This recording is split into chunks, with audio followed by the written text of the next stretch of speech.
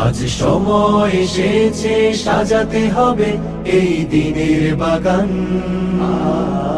শুধু হেলায় খেলায় যেন কেটে না যায় সম্ভাবনা। দর্শক, আপনারা দেখতে পাচ্ছেন যে আমরা এখন একটি খালের মধ্যে দাঁড়িয়ে আছি এবং এখানে একটি ভাঙা উল্টে যাওয়া ব্রিজ আমরা দেখতে পাচ্ছি। আপনাদেরকে একটু দেখানোর চেষ্টা করি যে ব্রিজটা আসলে উল্টিয়ে গেছে এবং এখানে দেখেন যে বেশ ভেঙে গেছে, ভেঙে ব্রিজটা পড়ে গেছে।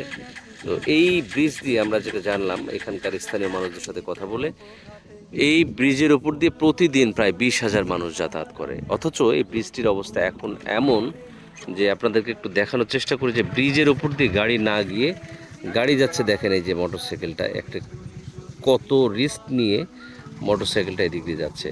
অর্থাৎ মানুষের চলাচলের জন্য যে অন্যতম একটি যানবাহন, মোটরসাইকেলের অবস্থাও যদি হয় এরকম, তাহলে অন্য কোনো যানবাহন তো আসলে এখানে যেতেই পারে না। এবং এই আশপাশ দিয়ে অনেক মানুষের বসবাস। আমরা এখানে ব্রিজের পাশেই একজন মুরব্বীকে পেয়েছি।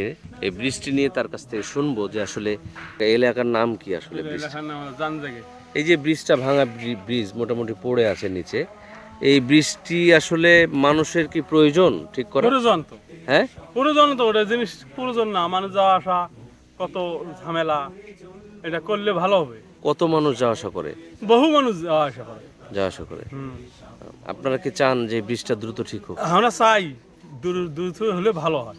এখন তো প্রতিনিধি নাই, হ্যাঁ, আওয়ামী লীগ সরকার তো নাই, নাই, এরা কোথায় গেছে? পালা গেছে। আপনারা কাকে ভোট দিবেন এমপি পদে?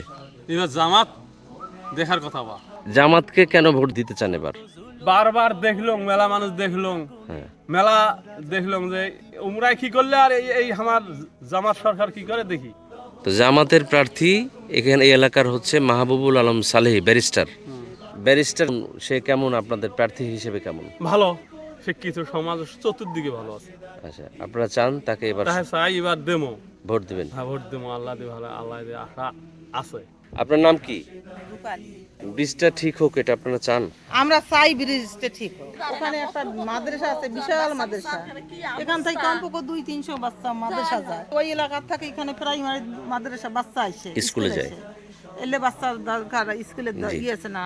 এই এলাকার মানুষদের সাথে কথা বলে যতটুকু শুনতে পারলাম যে ব্রিজ দিয়ে প্রতিদিন অন্তত 20,000 মানুষের যাতায়াত, যারা এখান থেকে মানুষ কর্মসংস্থানে যায় এবং রুটি রুজির ব্যবস্থা হয় এই ব্রিজের ওপর দিয়ে হেঁটে গিয়ে।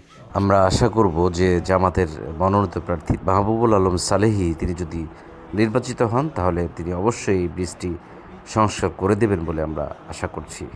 পুণ্যভূমি এই স্বাধীন সোনার দেশ, সম্প্রীতি